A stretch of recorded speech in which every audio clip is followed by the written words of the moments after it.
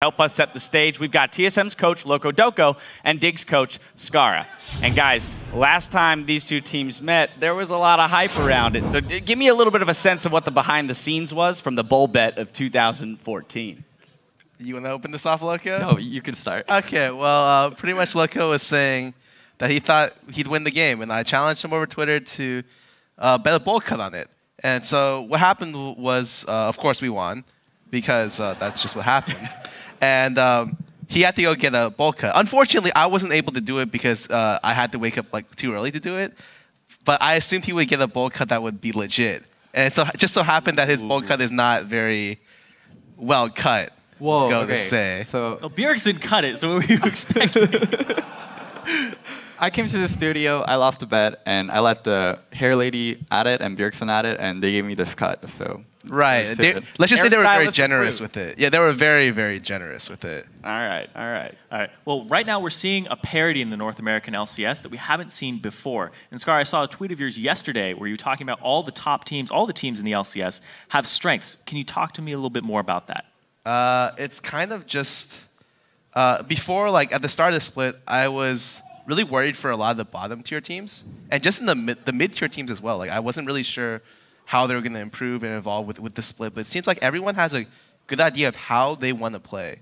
And it wasn't like last season or seasons prior where everyone was like, wow, like chasing C9's coattails, so to speak. Like everyone was like, C9 has this kind of play style, like they do the rotation game really well, and let's try to learn how to out-rotate them.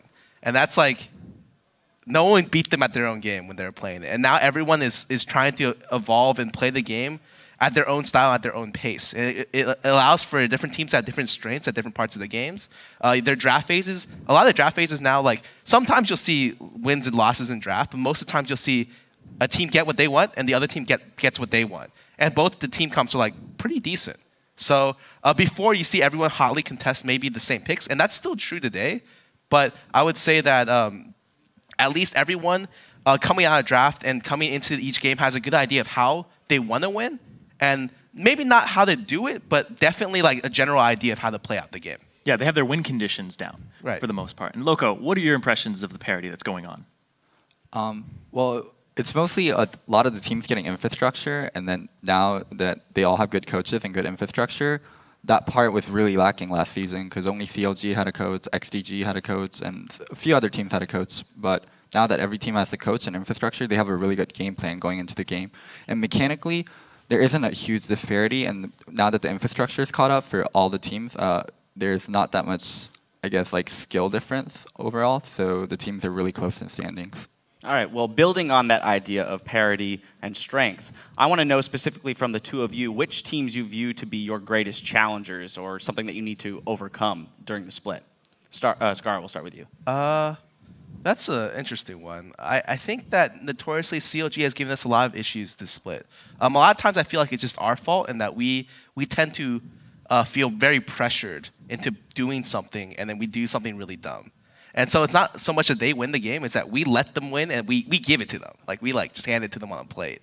And so that's going to be something that we're going to try really hard not to do. And I think they are probably one of the hardest opponents we'll have this split. All right, Loco, thoughts on that as well?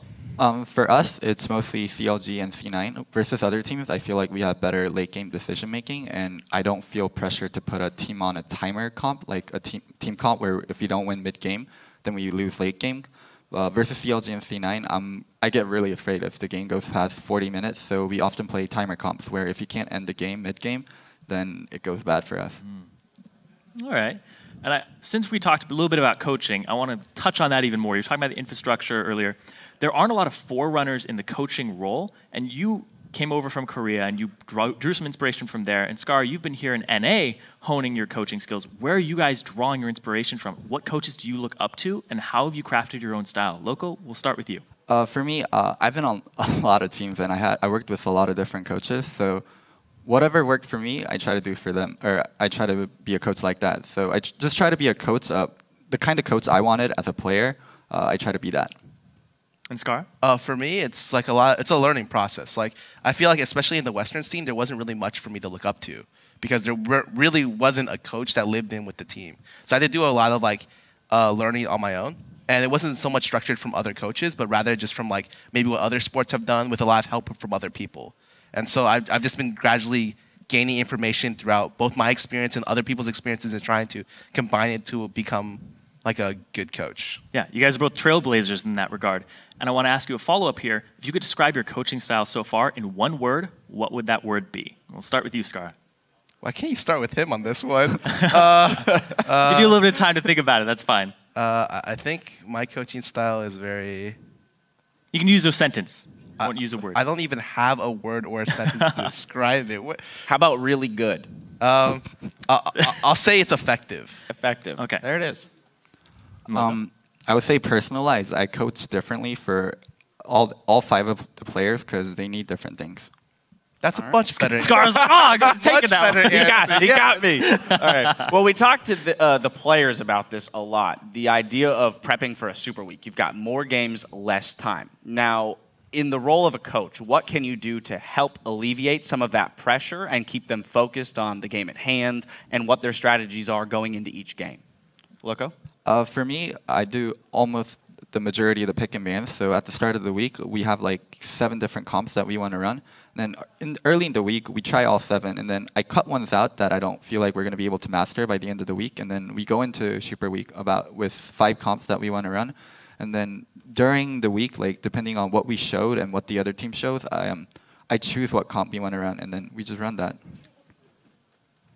We do a little bit of a more flexible plan. We go into the week, again, with a bunch of different ideas, and we cut the ideas down as the game goes. I don't think we have as many built around comps as, let's say, 5 or their TSM has, but we have very specific general ideas on how to win the game with specific champions and specific shells. All right. Well, thank you both so much for your answers and for spending time on the desk with us. Good luck to your teams in the games coming up this weekend.